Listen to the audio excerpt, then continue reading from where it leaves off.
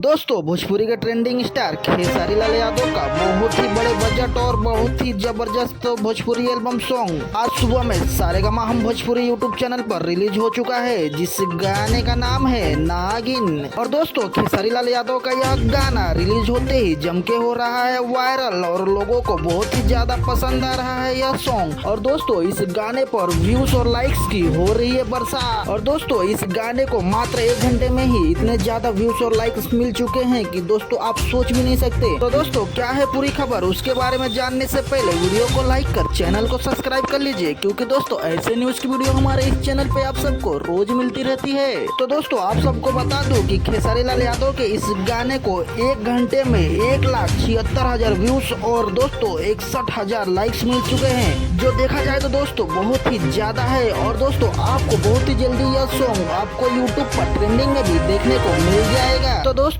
आपको ये हमारी वीडियो अच्छी लगी हो तो वीडियो को लाइक कर चैनल को भी सब्सक्राइब कर लीजिएगा। तो चलिए दोस्तों, मिलते हैं अगली वीडियो में।